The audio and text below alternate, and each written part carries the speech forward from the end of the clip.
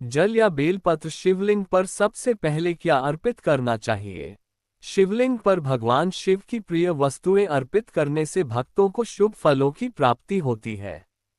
इसलिए जल, बेलपत्र, दूध आदि भक्तों के द्वारा शिवलिंग पर अर्पित किया जाता है। हालांकि सबसे पहले शिवलिंग पर आपको क्या अर्पित करना चाहिए इसकी जानकारी होना भी जरूरी है। आज हम आपको इसी बारे में जानकारी देंगे। शिवलिंग की पूजा करने से न केवल भोलेनाथ का आशीर्वाद मिलता है बल्कि आध्यात्मिक और आत्मिक विकास भी होता है। सावन के महीने में भगवान शिव की पूजा का बड़ा महत्व है। इस दौरान शिवलिंग पर भक्त जल, बेलपत्र, दूध आदि अर्पित करके भोलेनाथ को प्रसन्न करते हैं। हालांकि शिवलिंग पर कुछ भी अर्पित करने से पहले आपको इससे जुड़े नियमों का पता भी होना चाहिए।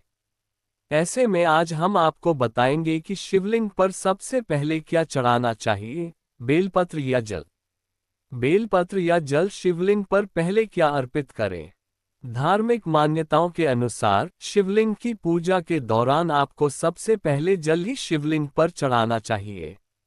ये जल गंगा, यमुना जैसी पवित्र नदियों का हो तो और भी शुभ होता है।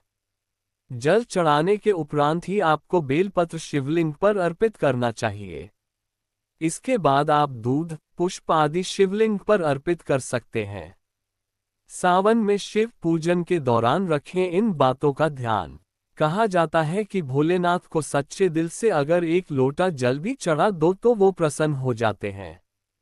ऐसे में अगर आप शिवलिंग की विधिवत पूजा करने में समर्थ नहीं है तो एक लोट जल चढ़ाकर भी सावन में शिवजी की पूजा कर सकते हैं।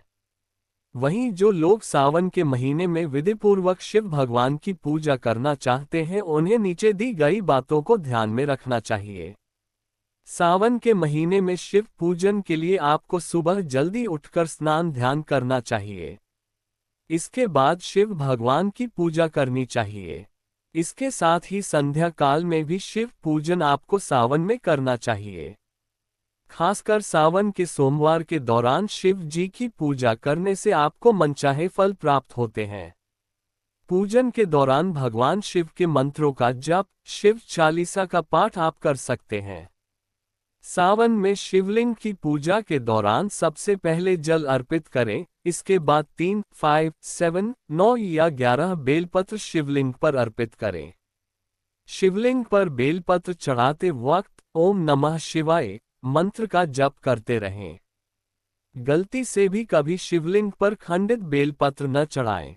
जल और बेलपत्र के साथ ही दूध, दही, शहद आदि भी आप शिवलिंग पर अर्पित कर सकते हैं। शिवलिंग पर जल अर्पित करते समय आपका मुख पूर्व दिशा की ओर होना चाहिए।